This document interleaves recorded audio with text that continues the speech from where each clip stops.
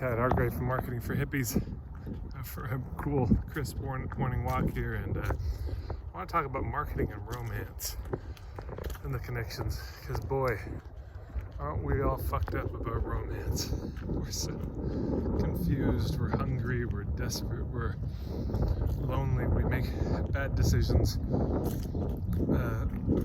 and there's a lot that we can learn about marketing from that. You know, one of the first things is getting clear about what it is that we're actually wanting. I remember I read an article, and it was saying they'd done a study of, so many relationships that had succeeded and those that have failed. And I found there was one hallmark that determined if it was going to work, especially in the early days in terms of dating. There was one thing, and that was proximity. It was how close the people were to each other. The closer they were, the more likely the relationship was to work. So it's not causation, but that was the strongest correlation they could find, as any of us who've been in a long distance relationship can attest to. It's not that long distance relationships can't work, it's that they're hard. Being closer makes it easier. And yet, boy, it doesn't stop us from trying. Hey, we meet somebody, we're smitten, and we just try to make that long-term or long-distance thing work. And it's hard. It's hard. And that's this is our hopeful naivete as humans. But so it's not a good criteria. You meet somebody, they live on the other side of the planet. You don't know when you'll ever see each other again. The odds are not in your favor to start a relationship. But let's say you just want to go out, have some fun, hook up, have something, just a fling. I remember talking with a dating coach, and he said, if that's what you're wanting, it's good to have a conversation first with the people you're interacting with. Just, where do you live? Oh, we just came into town, we're leaving tonight. Like, do they even live in the town? Are they even staying that night? Because if they're not, nothing's going to happen. Or what do they have going on in the morning? Are they in a hotel with friends, or are they by themselves? There's a lot of questions that might determine, is it likely to go that way, if you even wanted just to hook up with somebody. So you see what I'm saying? Whether it's long-term or short-term, there's criteria. And of course, for long-term, one of the most important questions is are your values aligned? Because it's so easy, but they're so hot. And as most of us have discovered at a certain point, boy, that hotness wears off. And it may be one of the first things to wear off. And the lack of alignment in values, that becomes untenable, unbearable. And yet, we often don't filter for that up front. We don't have those conversations up front for a bunch of reasons. We don't want to be too heavy. We don't want to ruin a good time. We're lonely. It feels good. So for all these reasons, we don't have the conversations that we really should have to see if it's a fit romantically. If you are incredibly conservative and they're incredibly liberal, the radical anarchist and the deep Republican, that's going to be tough. Not impossible, but it's hard. So you see what I'm saying? There are factors, like if your values are opposite, you're looking for different things in a relationship, and you live on other sides of the world, all these things plus others add up to bad idea. But if your values are aligned, you want the same things, you live close, well, it's going to be easier for that to happen. And so, of course, translate everything I've been saying about dating to marketing. Same. You might look at somebody and say, I suppose the marketing equivalent of they're so hot is they got a lot of money. Oh man, look at the money they got. Oh, they'd be a great client. They can really afford me. Oh, look how connected they are to so many people. Oh my God. If they were to become a client, they'd tell all their friends.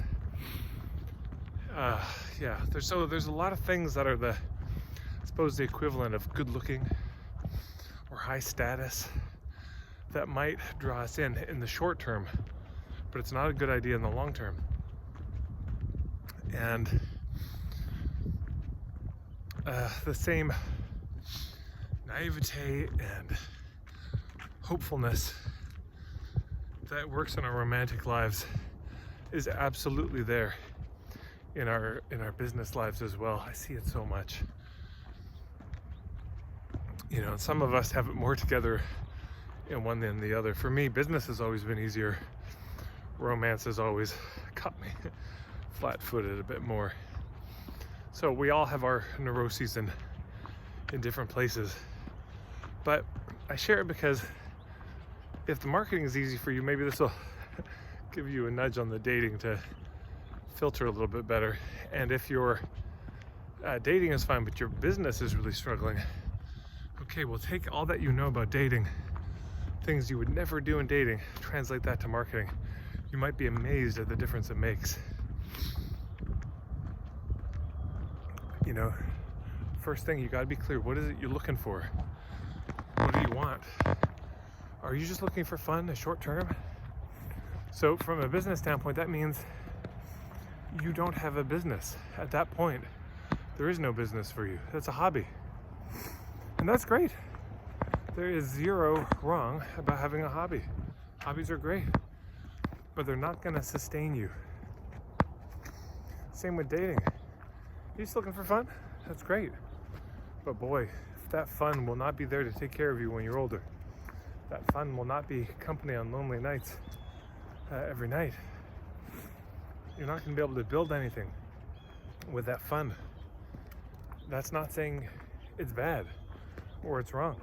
And so the same with, there's certain clients, yeah, they'll be your client right now, but they won't be loyal. Probably they won't stick around, make your life miserable because they're just not a fit. So what do you want? What are you looking for? And it's important to be really, really, really honest about this. What do you want? Because some people, I see them, they're starting a business.